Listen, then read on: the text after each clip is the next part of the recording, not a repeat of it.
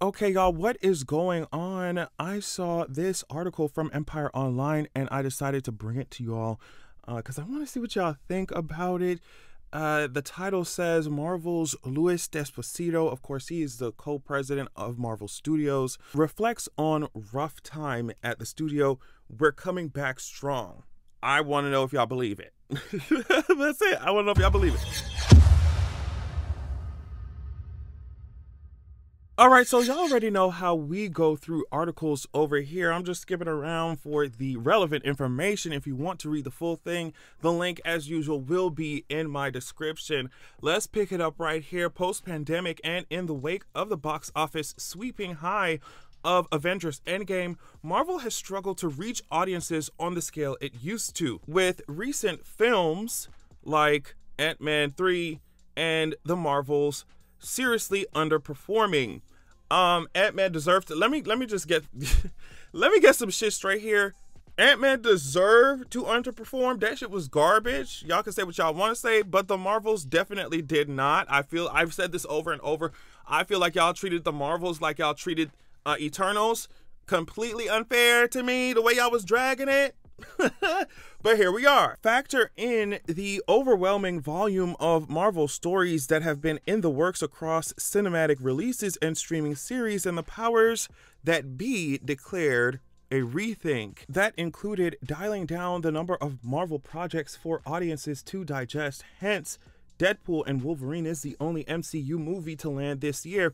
It's been a rough time, the co-president of Marvel Studios admits to Empire in the world-exclusive Deadpool and Wolverine issue. However, he sees Wade Wilson's Mutant Team-Up threequel as a sign of things getting back on track. I'm just like, girl, do not speak too soon, girl.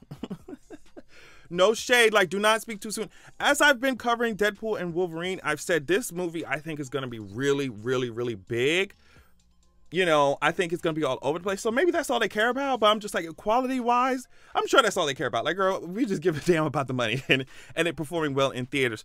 But, like, quality-wise, I don't know. And I think, to me, it's going to have to be good, girl. Like, it can't be...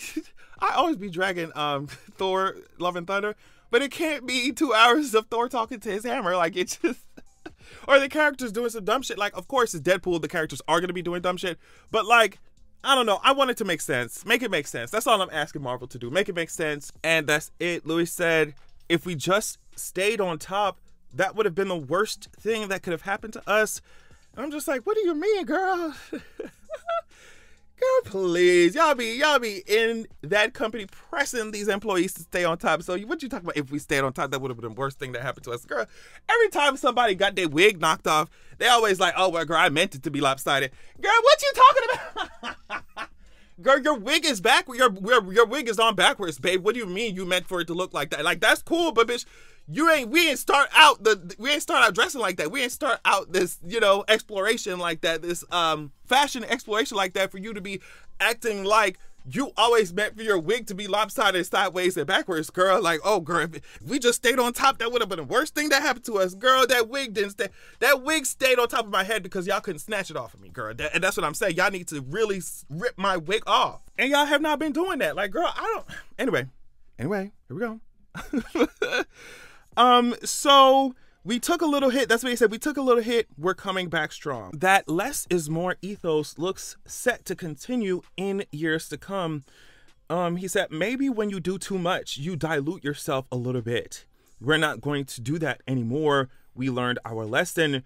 Maybe 2 or 3 films a year and 1 or 2 shows as opposed to 4 films and 4 shows.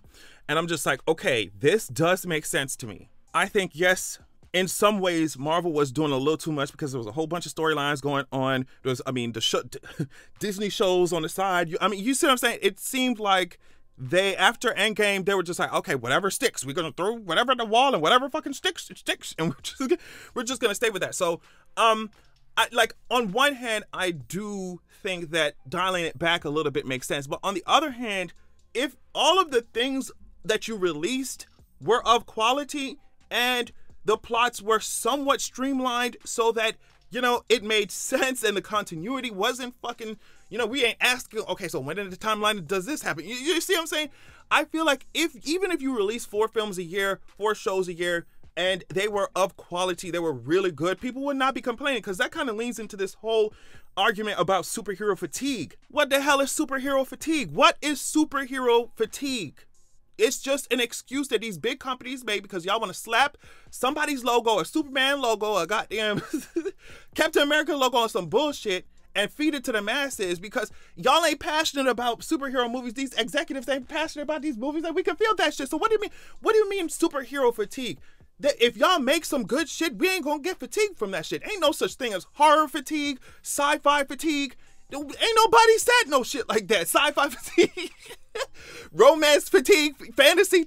Girl, nobody's saying that shit, but y'all talk about superhero fatigue because, in my opinion, a lot of these companies just want to, like I said, slap a superhero's name on some bullshit film, some bullshit, and expect it to sell just because it has that superhero's name on it. And so because of that, they don't have to put any effort into the movie, into the CGI, into anything, bitch. They gonna come see the shit anyway. So why the fuck you see what I'm saying? So I don't think, like, I get dialing it back. That makes sense, especially in this context, what Marvel been doing. But my thing is that if you give quality every time you drop, people ain't gonna be tired of this shit.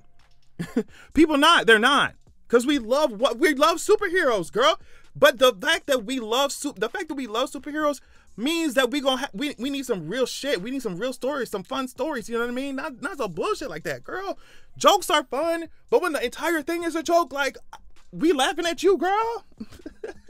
Okay, so the article continues. For Marvel boss Kevin Feige, he's seeing the positive side of the MCU being on the back foot again. After all, back in phase 1, that's exactly where they began. It's nice to be able to rally behind one feature project this year. He tells Empire, I'm much more comfortable being the underdog. Girl, Kevin, what you actually are much more comfortable with is the workload, which makes sense. They were sending 10 TV shows over your desk for approval a year, 15 fucking movies. Girl, you was stretched thin.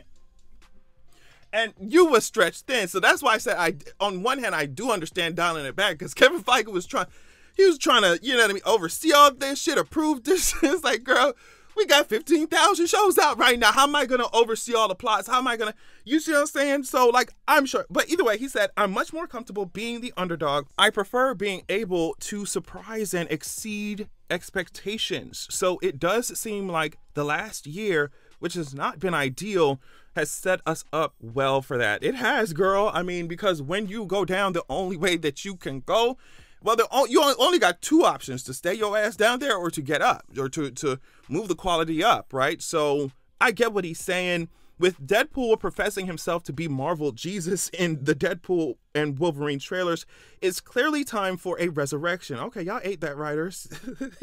Y'all ate that. Some of the lines that Ryan and his writers and Sean worked on have taken on more of a meaning, concedes Feige. For director Sean Levi, he's ready to bring a completely different flavor to the MCU, and it might just be exactly what's needed. You'd have to live under a rock to not know that the last few Marvel movies have failed to ignite the world in the way that so many did. We do come along at an interesting time, and we are decidedly something different. Whether it's of messianic proportions, time will tell. In Deadpool, we trust. So of course, the article goes on to talk about Deadpool and Wolverine and just doing promo for it, of course. Pre-order your copy here, coming out, and you know. So yeah, I saw this article and I was just like, okay, like, y'all are, of course, James Gunn is over there cooking up at DC. Like, so of course y'all feeling the heat. Y'all already felt the heat before. Y'all was feeling the heat before, you know, we was even having a conversation about James Gunn and DC and all that shit. So like, y'all clearly feeling it, right? But now it's like, okay, like, I get it. Y'all talking about, oh, we the underdogs now. The PR is PRing, essentially. Like, the PR is PRing. But I'm like, okay, this is all fun and dandy, but, you know, and you dialing it back. You dialing back how many releases you create in a year. So it's like, those releases definitely have to be really good. Y'all cutting it down. So every time, you know, you come in front of our faces, you on our timeline, it has to eat me up. It has to eat me up. So, and DC is coming, girl. They just dropped that fucking Superman suit. What y'all think about that shit? Okay, I'm switching subjects. Y'all already know how I get. Anyway, tell me what you think about this topic. Thank you all so much for watching the video. Love y'all so much, and I'll check y'all out later. Peace. Make sure that you're going to www.zaraxia.com. When you join the wait list there on the site, you will be the first to be notified when I drop my sequel. Also, you'll immediately get chapter 1 of my upcoming sequel of the upcoming book sent to your email as a PDF. So check that out. Also, this is a different excerpt from my upcoming book, so you definitely want to pause to read if you're trying to get your life. Keep in mind that this upcoming book, this sequel, is following up the first book that is already released called Zaraxia, Wrath of the God King.